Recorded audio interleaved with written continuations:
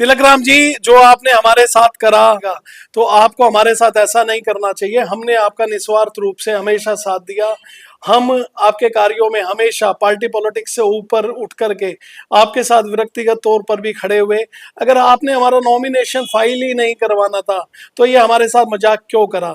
बाकी मैं आपको आने वाली 8 तारीख के लिए आपको हारने की अग्रिम शुभकामनाएं, बधाई देता हूं। बात तो बनता है ना। आप चुनाव लड़ना चाहते हैं और दरवाजे पर जाते हैं तिलकराम गुप्ता जी के, जो स्वयं भाजपा से चुनाव लड़ रहे हैं। लोग तो ये कहेंगे ना कि भाजपा के स्लीपर सेल हैं आप।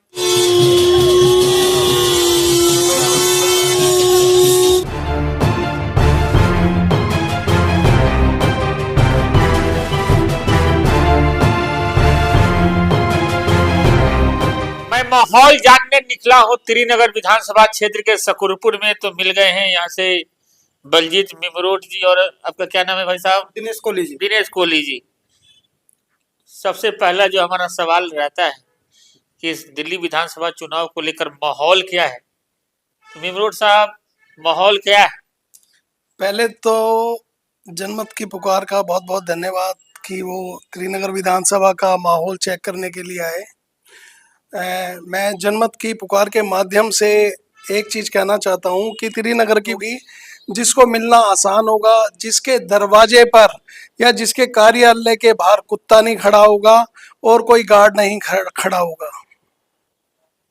कहाँ गार्ड रहता है महाराजा? कुत्ता कहाँ? अभी के समय में जो नेता होंगे कुत्ता और गार्ड रखेंगे मिमरोट साहब? नहीं, अभी जो त्रिनगर विधानसभा से भारतीय जनता पार्टी के प्रत्याशी हैं तिलकराम गुप्ता जी, हाँ। उनके घर के बाहर गार्ड भी रहता है और कुत्ता भी रहता है। अगर ऐसे प्रत्याशी को त्रिनगर विधानसभा की जनता जिताती है तो यकीन मानिए कि उनसे मिलना भी दूभर हो जाएगा। ये क्या नई बात बता दी है महाराज। पार्टी ने तो अभी उनको टिकट ही दिया है और आप कह रहे हैं कि वो मिलना दूभर हो जाएगा। देखिए, पहली बात तो वो जीतेंगे नहीं। जिस हिसाब से उन्होंने एक ओछी शर्मनाक हरकत करी हमारे साथ, मेरे साथ और हमारे मित्र दिनेश कोहली जी के साथ। क्या क्या हो गया जो आप इतने नाराज? कुछ नहीं है जायसवाल जी, अभी 4 दिन पहले उनका हमारे पास कॉल आया था रात के 10 बजे के करीब कि भाई साहब आपसे मिलना है। मैंने कहा जी सुबह मिल लेते हैं। तो उन्होंने कहा कि नहीं, अभी आ जाओ, मैं अकेला हूँ, आपसे कुछ बात करनी है। मैंने कहा जी ठीक है। हमने हमेशा उनके साथ हम लोग खड़े रहे। जब उनके पास कोई पारिवारिक समस्या आई या कोई राजनीतिक समस्या आई, हम लोग उनको अच्छा इंसान समझ करके उनके साथ खड़े रहते थे। अब मैं जब उस दिन मिलने के लिए गया तो मिलने के बाद उनसे उन्होंने हमसे पूछा कि बलजीत जी क्या विचार है आपका चुनाव लड़ने का। मैंने कहा ये चुनाव 200% लड़ेंगे। तो उन्होंने मेरे से पूछा कि आप नॉमिनेशन फॉर्म लिया है। मैंने कहा जी हम नॉमिनेशन फॉर्म लिया है, हमारे पास 4 नॉमिनेशन फॉर्म है और हम 200% चुनाव लड़ेंगे त्रिनगर विधानसभा से। तो उन्होंने कहा कि आपने कोई वकील करा है? मैंने कहा जी अभी हमारा कोई वकील नहीं करा। तो उन्होंने मेरे को कहा कि मेरा जो वकील है मैं उनसे आपका नॉमिनेशन फॉर्म भरवा देता हूँ। अब बंदे को क्या चाहिए, 2 आंखें। हमने कहा जी ठीक है, आप भरवा दीजिए। तो उन्होंने अगले दिन हमें बुलाया और अपने वकील से मिलवाया, पीयूष बंसल जी जो उनके वकील थे। इसी बीच के अंदर हम वहाँ पे अपने डॉक्यूमेंट ले जा करके हम कहीं पे मिले उनसे। हमारे डॉक्यूमेंट वगैरह ले लिए गए और जो हमारा इलेक्शन फॉर्म था वो ले लिया गया।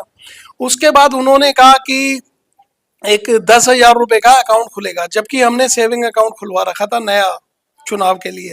उन्होंने कहा कि नहीं, सेविंग अकाउंट नहीं खुलेगा और 10,000 रुपये का एक HDFC बैंक का अकाउंट खुलेगा जिसको मैं खुलवा दूंगा। मैंने कहा जी कोई बात नहीं, आप खुलवा दीजिए, हम चेक दे देते हैं आपको। अब वो उन्होंने कहा कि ठीक है जी, मैं फॉर्म तैयार करता हूँ। उसी रात को 10 बजे के करीब मेरे पास उनका फिर दोबारा फोन आता है, उनके लड़के नितिन गुप्ता का। नितिन गुप्ता ने मेरे को ये कहा कि बलजीत जी आप आ जाओ, बैंक वाला है। मैंने कहा ये 10:30 बजे कौन सा बैंक वाला आ रहा है? तो उन्होंने कहा नहीं नहीं, मेरी सेटिंग है HDFC बैंक के मैनेजर के साथ, मेरे आप आ जाइए, मैं अकाउंट खुलवाता हूँ। मैं जैसे ही आधे रास्ते पूछा तो वहाँ पे कोई सुधीर जी हैं, उनका मेरे पास कॉल आता है और कहते हैं बलजीत जी बैंक वाला अभी नहीं आ रहा, सुबह आएगा। तो मेरे पास सुबह 9 बजे के करीब इनके लड़के नितिन गुप्ता का फिर दोबारा फोन आ जाता है कि बलजीत जी आप आ जाइए, मैं आपका अकाउंट खुलवा देता हूँ। तो हम फिर दोबारा उनके पास चले गए जब तक बैंक वाला नहीं आया था। उसके बाद उनका 1 घंटे बाद फिर फोन आया, तब भी उनका बैंक वाला नहीं आया था। इसी बीच के अंदर मेरे को अपने प्रपोजर सर्टिफिकेट लेने थे चुनाव ऑफिस या संदेश विहार से। तो वो लेने के बाद मेरे पास तकरीबन तकरीबन 1 बजे के बाद इनके लड़के नितिन गुप्ता का फोन आता है कि बलजीत जी आप 10 मिनट में आ जाइए, नहीं तो अपने घर चले जाइए। मेरे को समझ नहीं आया कि ये मेरे से किस तरह का व्यवहार कर रहे हैं और क्या बात कर रहे हैं। जैसे ही मैं गया वहाँ पे इनके लड़के नितिन गुप्ता ने कहा भाई साहब कोई फ़ायदा नहीं है अब इलेक्शन फाइट करने का और चुनाव पर्चा दाखिल करने का, आप जब तक कंझावला जाओगे 2 बज जाएंगे और 2 बजे के बाद एंट्री नहीं है। वहाँ पे इनके सीए भी थे, इनके वकील भी थे। मैंने कहा जी कोई बात नहीं, आप मैं अपने आप देख लूँगा, मुझे जो करना है वो मैं कर लूँगा। इसी बीच के अंदर मैं यहाँ पे वोटर कार्ड सेंटर आ गया जहाँ पे हमारे और दिनेश कोहली जी के 10-10 प्रपोजर थे और एक और N86 से इन्होंने किसी को लॉलीपॉप दे रखा था, उसके भी 10 लोग थे। वो बीएसपी से चुनाव लड़ा था पिछला चुनाव, गरीब आदमी था, उन्होंने उसको भी इतना बेवकूफ़ बनाया तिलक राम गुप्ता एंड कंपनी ने। तो वो वहाँ पे 10 लोगों को लेकर के गया हुआ था। तो इसी बीच के अंदर जब मैंने अपना बैग देखा तो बैग के अंदर प्रपोजल इलेक्शन फॉर्म नहीं था। तो मेरे मित्र दिनेश कोहली ने कहा कि बलजीत जी उनका जो इलेक्शन फॉर्म है वो तो उनके वकील के पास है। मैंने नितिन गुप्ता को फ़ोन करा, नितिन गुप्ता को मैंने कहा कि भाई साहब आप एक काम करिए हमारा इलेक्शन फॉर्म दे दीजिए, हम अपने आप भर लेंगे। तो वहाँ पे कहा ठीक है भाई साहब आप ले जाइए अपना फॉर्म। वहाँ पे जा करके जो नितिन गुप्ता का व्यवहार था ऐसा था कि जैसे हम उसके नौकर हैं और वो हमारा मालिक है। तो मेरी उससे नितिन गुप्ता को मैंने कुछ कहा सुनी हो गई। मैंने नितिन गुप्ता को कहा ना तो हम तुम्हारे नौकर हैं ना ही तुम्हारी फैक्ट्री के कर्मचारी हैं, आप बोलने की तमीज होनी चाहिए आपको। आपने मेरे को किस तरीके से बोला, किस लहजे में बोला कि 10 मिनट में आ जाइए, नहीं तो अपने घर चले जाइए। ना मैं आपके बाप का नौकर हूँ और ना ही आपकी फैक्ट्री का कर्मचारी हूँ। उसने मेरे को फिर कोहली साहब के सामने कहा सॉरी भाई साहब मेरे को अगर आपको कोई चीज बुरी लगी। मैंने कहा जी आपने तो अच्छा सॉरी बोल भीमराव दिया। साहब, एक बात है, जब आप चुनाव लड़ना चाह रहे थे तो तिलक राम जी के पास आप गए, कोई फंड वगैरह लेना था तिलक राम जी से? नहीं हमने कोई फंड नहीं लेना था और वो फंड देने वाले इतने ही होते तो पिछले चुनाव में हमें फंड दे दिया होता उन्होंने। हमें एक चीज इंसानियत के नाते उन्होंने कहा कि एक वकील है जो मेरा काम कर रहा है वो आपका भी नॉमिनेशन फाइल कर लेगा। और जायसवाल जी आपकी जनमत के माध्यम से मैं एक चीज कहना चाहता हूँ, अगर कोई भी कह दे चाहे वो किशन बेमाड़ हो, जितेंद्र सिंह तोमर हो या कोई भी पूर्व के अंदर या वर्तमान में लड़ रहे प्रत्याशी हो, अगर मैंने किसी से 1 रुपया भी लिया हो चुनाव के अंदर तो मैं राजनीति करना छोड़। सवाल तो बनता है ना, आप चुनाव लड़ना चाहते हैं और दरवाजे पर जाते हैं तिलक राम गुप्ता जी के जो स्वयं भाजपा से चुनाव लड़ रहे हैं, लोग तो ये कहेंगे ना कि भाजपा के स्लीपर सेल हैं आप। नहीं देखिए हमारे उनके साथ पहले से पारिवारिक रिश्ते थे। मुझे आज से 15 दिन पहले पता चल गया था कि वो टिकट लेकर के आ रहे हैं, तो हमारी पहले भी बात होती रही थी। तो उन्होंने कहा कि मेरे पास कोई दिक्कत नहीं है, आप मेरा जो वकील है तो वो आपका भी नॉमिनेशन फॉर्म भर देगा और हमारा कोई फंडिंग वगैरह का कुछ नहीं था। और तिलक राम गुप्ता जी अगर इस चीज़ को प्रूव कर दे कि हमने उनसे 1 रुपया भी मांगा या उन्होंने 1 रुपया भी दिया तो मैं राजनीति करना छोड़ दूंगा। ये तो अलग ही गजब ही बात हुआ, चुनाव लड़ना आप चाह रहे थे और आपका फॉर्म तिलक राम गुप्ता जी ने अपने यहाँ फंसा रखा था, मतलब आपको चुनाव नहीं एक तरह से रोका गया। जायसवाल जी कुछ नहीं है, उन्होंने हमें धोखा दिया, हमारे साथ मक्कारी करी। अब मैं आपको आगे की कहानी बताता हूँ। जैसे ही हम वहाँ पे गए कंझावला कोर्ट के अंदर गए थे, हमने एसडीएम साहब से परमिशन मांगी कि जी हमारे डॉक्यूमेंट हम प्रोड्यूस करना चाहते हैं और हम नामांकन भरना चाहते हैं। तो हमें एसडीएम साहब ने काफ़ी कोऑपरेट करा और हमें कहा कि ठीक है आप अपना नामांकन दाखिल करिए। वहाँ पे हमने जब नामांकन के पेपर दाखिल कर रहे थे तो हमारे पास ये 2 सेट थे। उन्होंने कहा कि ये जो है नामांकन अटेस्ट होता है। उसी टाइम पे जो भारतीय जनता पार्टी के मंडल अध्यक्ष थे एम आर राजेंद्रन जी और जो सुनील कुमार यादव जी है, उन्होंने हमारा फॉर्म देखा, उन्होंने कहा कि ये नोटरी अटेस्ट कराना होता है। उसी टाइम 2,000 रुपए दे करके ये दिनेश कोहली जी फॉर्म को अटेस्ट करवा करके लेकर आए। 4,000 रुपए दे करके फॉर्म को अटेस्ट करवा कर आए। जैसे ही हमने वो अटेस्ट करवा के आए, हमने एसडीएम साहब को, ये हमारे प्रपोजर है ठीक है ना, ये अलग अलग हमारे पास 26 प्रपोजर थे। हम जैसे ही उनको एसडीएम साहब से मिले, एसडीएम साहब को जैसे ही हमने दिया तो हमें पता चला कि हमारा फॉर्म ही नहीं भरा हुआ। अच्छा, फॉर्म ही नहीं भरा हुआ था? हमारा फॉर्म ही नहीं भरा हुआ।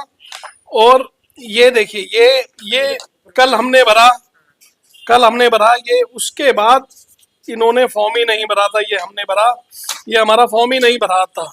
तिलक राम गुप्ता जी हमें बेवकूफ बनाते रहे, मेरा वकील भर रहा है, मेरा वकील भर रहा है। उनका वकील भी बोलने लगा कि जी मैं भर रहा हूँ, मैं भर रहा हूँ। हमारा फॉर्म ही इनकम्प्लीट था। हमने एसडीएम साहब से बोला कि सर हमें थोड़ा सा समय दीजिए जाए। उन्होंने हमें 10 मिनट का समय दिया, लेकिन ये फॉर्म इतना क्रिटिकल है कि हमें समझ ही नहीं आया। वास्तव में आप चुनाव लड़ने से वंचित रह गए। जी वंचित तो रह गए, लेकिन तिलक राम गुप्ता जी ने जो हमारे साथ गंदी हरकत करी, उसका उनको खामियाजा भुगतना पड़ेगा। और ये देखिए, ये हमारे मित्र दिनेश कोहली जी का भी फॉर्म था, ये भी आपका? बिल्कुल हाँ जी, ये सर मेरा है ये। खाली खाली रहा। और सबसे बड़ी बात देखिए, उस शख्स ने, तिलक राम गुप्ता जी ने, एक बार भी हमें फोन नहीं करा कि आपका नॉमिनेशन हुआ नहीं हुआ, मेरे वकील ने फॉर्म भरा या नहीं भरा, कोई बात नहीं। और सबसे बड़ा दुख हमें हुआ, जो भी हमारे मित्र और हमारे कुछ पैसा खर्च हुआ उसका कोई बात नहीं। एक इन्होंने N86 के जो गरीब पूर्वांचल का एक आदमी था, उसका नॉमिनेशन करने के लिए लेकर आए। वो हमें वहां पे मिला, तो हमने उनसे पूछा कि आप यहाँ क्या कर रहे हैं, तो उन्होंने कहा मेरा नॉमिनेशन भरने के लिए आए। और मेरे को ध्यान आया कि इसके जो थे वोटर सर्टिफिकेट तो मैंने ही AERO से दिलवाए थे। अच्छा, उसको AERO के यहाँ से भी परेशान किया जा रहा था कि आप 10 के 10 प्रपोजल लेकर आओ, लेकिन हमने कहा AERO को, मैडम हमारी जिम्मेदारी है, आप इनको दे दीजिए, चुनाव का लास्ट दिन है और कोई आदमी वंचित ना रहे। चुनाव लड़ना सबका संवैधानिक अधिकार है। वहां पे जाकर के पता चला, उस सज्जन आदमी से हमने पूछा, तो वो कहता है कि भाई साहब मेरा 10-1 हजार रुपया खर्चा हो गया।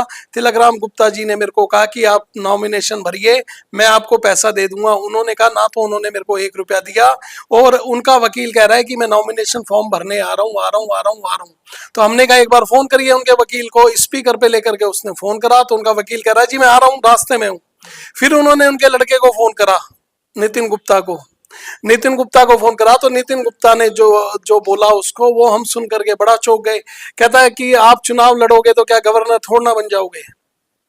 तो वो आया नहीं वहां पे। उनका उनके हमारे पास तो, हमने अपने पेपर हमारे पास थे, हमारे पास सारे डॉक्यूमेंट थे, लेकिन तो उसके आप ये पास तो निर्दलीय चुनाव, आप लोग निर्दलीय चुनाव लड़ने वाले थे, आप हो गए, ये हो गए, ये कोई N86 के बता रहे हैं, हाँ जी। कोई पार्टी से संपर्क वगैरह नहीं नहीं, हुआ? पार्टी से ऐसा था कि हमें मेरी आजाद समाज पार्टी से बात हुई थी, BSP से बात हुई थी और NCP से बात हुई थी। वो लोग पैसा मांग रहे थे, और हमारा राजनीति में आने का उद्देश्य पैसा कमाना नहीं है, हमारा समाज सेवा था। तो हमारे पास इतने पैसे नहीं है कि 2-2 लाख रुपए हम किसी पार्टी के फंड में दें। एक बात समझ में नहीं आ रहा है, जैसे आप हो गए, ये भाई साहब हो गए, और N86 वाले चुनाव तो आप लड़ना चाह रहे थे, निर्दलीय पहुंच गए तिलक राम जी गुप्ता जी के पास, तो सवाल तो बनता है ना कि आप लोग लाख, 2 लाख, 5 लाख, 10 लाख लेने वाले थे तिलक राम जी से। जायसवाल जी, मैं आपके चैनल के माध्यम से एक बात कहना चाहता हूँ।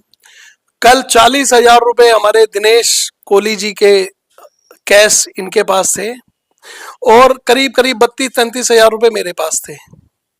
अगर बलजीत मीमरोड दिनेश कोहली चुनाव लड़ेगा ना, तो किसी ऐरे गहरे तिलक राम गुप्ता जैसे लोगों के बलबूते पे नहीं लड़ेगा, अपने बलबूते पे लड़ेंगे हम लोग। तिलक राम जी गुप्ता पर जो आप आरोप लगा रहे हैं, वैश्य समाज से आते हैं, सामाजिक धार्मिक व्यक्ति हैं, और काउंसलर रहे हैं, पिछली बार चुनाव भी लड़े हैं, आप बहुत बड़ा आरोप लगा रहे हैं इनके ऊपर। मैं आरोप लगा रहा हूँ, और पूरी सच्चाई के साथ लगा रहा हूँ, और पूरे दमखम से लगा रहा हूँ। अगर मैं कहीं पे गलत हूँ तो तिलक राम गुप्ता जी आकर के डिफेंड करें, मेरे को बताएं कि मैं कौन सा आरोप गलत लगा रहा हूँ, उनके लड़के का या उनका। अब क्या माहौल बन रहा है, मैं तो माहौल जानने आया था, तो आप तो अलग ही कहानी सुनाने लगे मुझे। आप एक बार जायसवाल जी, एक बार N86 के उस इंसान से भी मिले, जिसकी जिसकी दिन की ही दिहाड़ी 500-600 रुपए, और उसको 15-20 हजार रुपए का नुकसान हो गया। और मैं किसी भी बात को, जो लोग मेरे को जानते हैं, मैं किसी भी बात को हवाबाजी में नहीं कहता, मेरे पास पूरे एविडेंस होते हैं। और कल परसों मैं तिलक राम जी का और भी कुछ खुलासा करूंगा कि उन्होंने एक चोला ओढ़ रखा है धर्मदाता का, या कह लीजिए कि उन्होंने मुखौटा लगा रखा है ये सेवा का।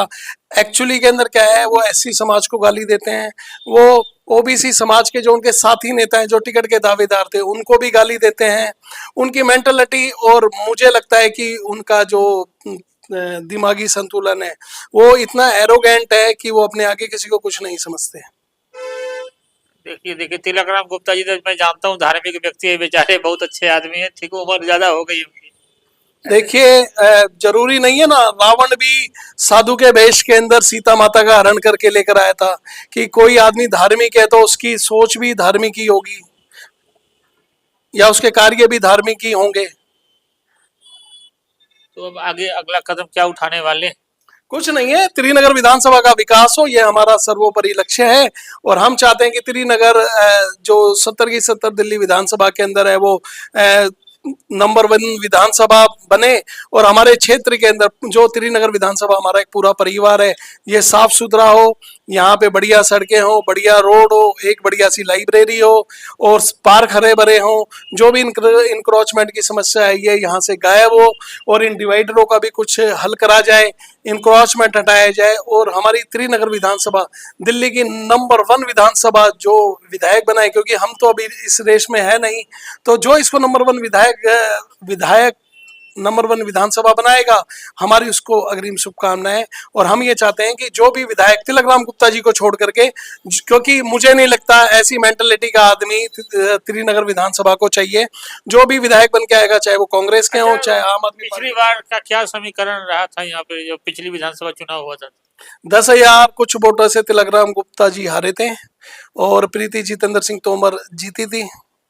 और मैं आपके चैनल के माध्यम से एक चीज तो जरूर कहूंगा, देखिए मेरे को जो लोग जानते हैं वो बहुत अच्छी तरीके से जानते हैं कि पूरी विधानसभा में मैं सच को सच और आप तो गलत मुखर होकर बोलते हैं, तो मैं जानता हूँ कि सच को सच आप बोलते हैं और बड़ी बुलंद आवाज उठाते हैं। और मैं आपके चैनल के माध्यम से एक चीज कहना चाहता हूं कि प्रीति जितेंद्र सिंह तोमर या जितेंद्र सिंह तोमर, मुझे नहीं लगता कि इनसे बढ़िया विधायक त्रिनगर विधानसभा को मिलेगा।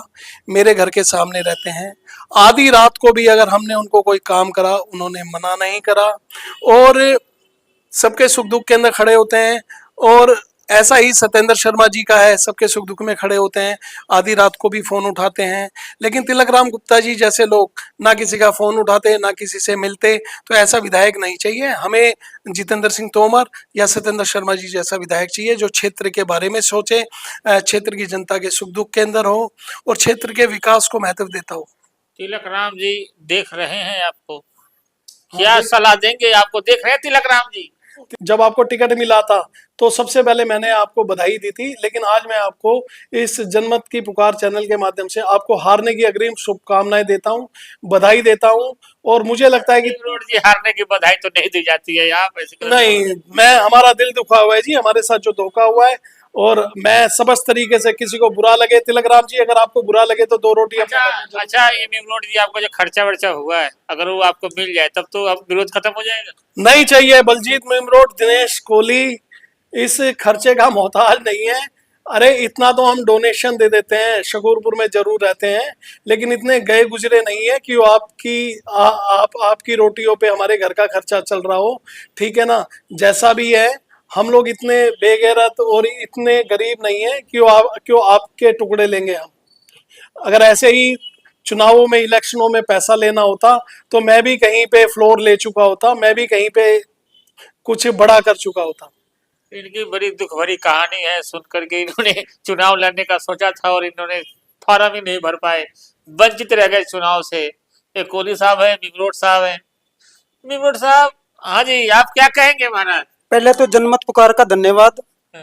भाई साहब मैं क्या बोलूं, उन्होंने हमें बलजीत मेमरोड जी को और भाई साहब को, मुझे कोई पैसा कमाने का था कि चुनाव में कुछ हाथ लग जाए? भाई साहब मुझे पैसे की जरूरत नहीं, जिंदगी में मैं कभी पैसे के पीछे नहीं भागा, मैं इज्जत के लिए भागा हूँ। इज्जत है तो सब कुछ है, वरना पैसा तो हाथ का मेल है। भाई साहब पैसे की कमी नहीं है मेरे पास। अगर मैं अपने बलबूते खड़ा हो जाऊँ तो मैं 10-5 लाख रुपए तो वैसे लगा सकता हूँ, 15-20 लाख रुपए, तो ऐसी कोई बात नहीं है। पर भाई साहब धोखा दिया उन्होंने। एक कम से कम उनको अपनी उम्र का तो ख्याल करना चाहिए था। कम से कम उन्होंने हमें बुलाया, 3-4 बार मीटिंग हुई है, सारी बातचीत हुई है। तो क्या बोले थे कि मतलब चुनाव लड़ो तो किसी पार्टी को हरा दो? नहीं, किसी पर डर नहीं, हम तो अपने बलबूते नॉमिनेशन फॉर्म के, हमारे वकील के थ्रू, बलजीत जी मेरा वकील है, उससे नॉमिनेशन फॉर्म मैं आपका भरवा दूंगा, और कोई बात नहीं। अजब गजब कहानी है।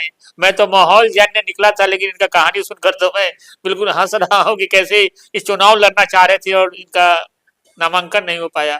मिलते हैं किसी और खबरों के साथ। नमस्कार। अगर आपने हमारा अभी तक चैनल सब्सक्राइब नहीं किया है तो कृपया चैनल सब्सक्राइब कर लें, लाइक करें, शेयर करें, कमेंट करें। तो मिलते हैं फिर किसी और खबरों के साथ। नमस्कार।